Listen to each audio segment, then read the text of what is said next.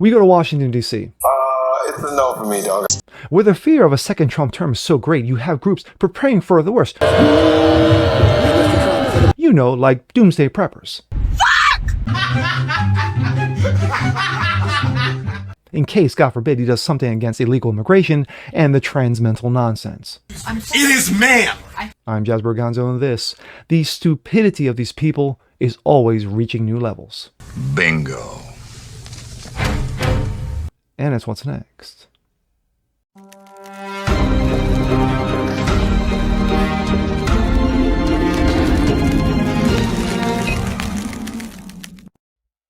What's up, ladies and gentlemen? Jasper Gonzo. What's next? Daily dose for you. If you guys are feeling good today on this Wednesday. Well, we are just a few weeks away from the one and only debate from a dementia patient against one former President Donald J. Trump. And after that comes the election. You have groups already preparing for a Trump second term. Because we don't know what's going to happen with this dementia patient. I'm sorry, Joe Biden.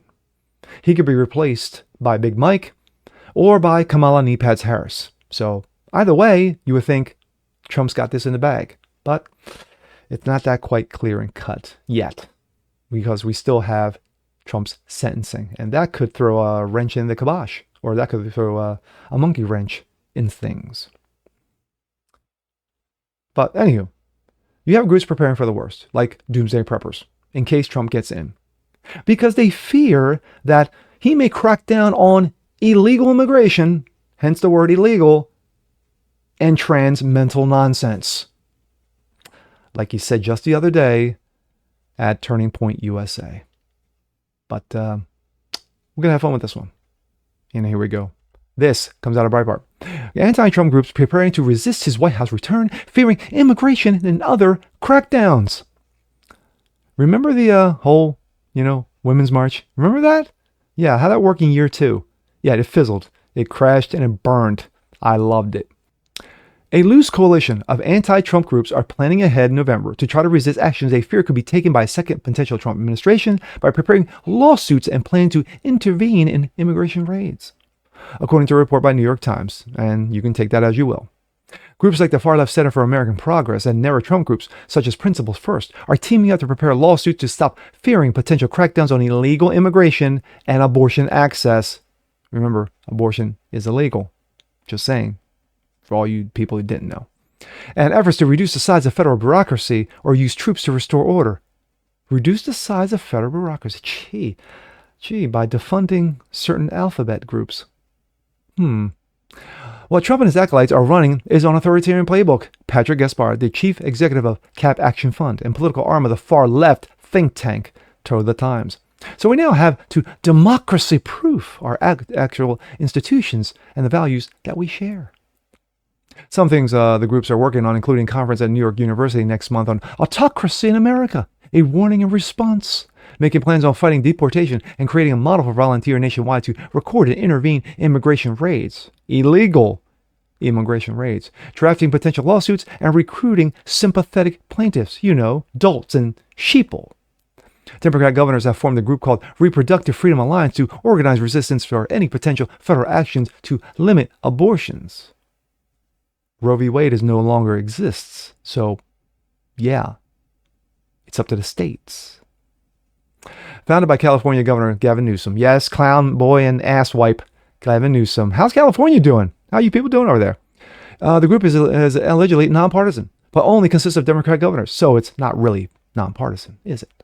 They are working together to plan lawsuits, pass shield laws to protect abortion providers and patients. They have even begun stockpiling Mifrazone, the abortion pill. If I mispronounced it, I don't really give a fuck. The far-left Brennan Center for Justice has hired journalist Barton Gellman from The Atlantic, a mouthpiece for the anti-Trump establishment, in Washington, to help the scenario planning and tabletop exercises focus on what could unfurl during a Trump presidency. Brennan Center and President Michael Walden told the Times that we're planning in case of both a Trump and a Biden victory. For Biden, we're preparing the chance to pass significant legislation strengthening the freedom to vote. You already have that under the Constitution. And for Trump, we're mapping out how to limit damage from an epic era of abuse of power. Like what Biden's doing now. right? No, it's different because it's Trump. Trump campaign spokesman Stephen Chung blasted the efforts to attempt to stymie the will of the American people should they try to re-elect Trump. It's not surprising that Biden and his cronies are working overtime to stymie the will of American people after they vote to elect President Trump and his America First agenda, he said. Their devious actions are a direct threat to democracy, which is not existent because we don't live in a democracy. We live in a constitutionally protected republic. Clown actions. Absolute ass clown actions by the far left nut jobs. You can always count on them for their stupidity and ignorance. But difference is that these quote Democrats, they're not Democrats, they're actually socialists, are preparing. They're actually putting plans together. What's the GOP doing? Exactly. Nothing. Because that's what they do. Democrats are proactive, while Republicans are reactive. They wait till the shit hits the fan, then try to figure out how can we get the shit off the fan? Instead of say, hey, you know what? How about we do A to prevent B? No, it's not what they do.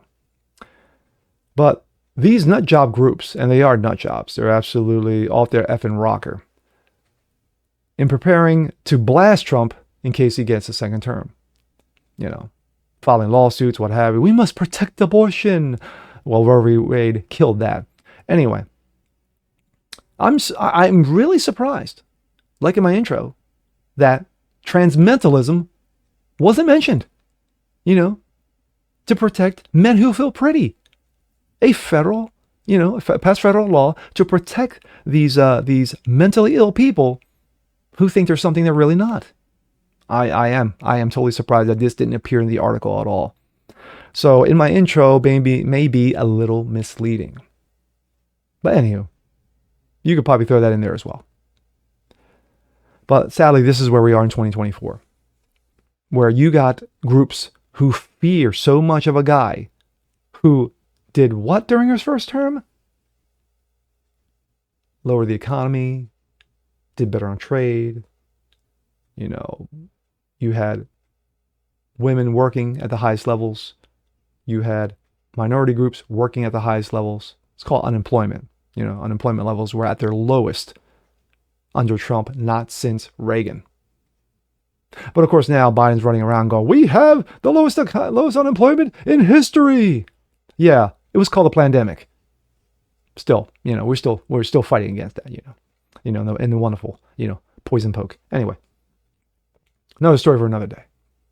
But at the end of this, they make it very clear that they're going to try to do everything in their power to stymie Trump during the 4 years. They really don't have to do that. They don't, because that's what Congress is for. Because Congress hates Trump's guts.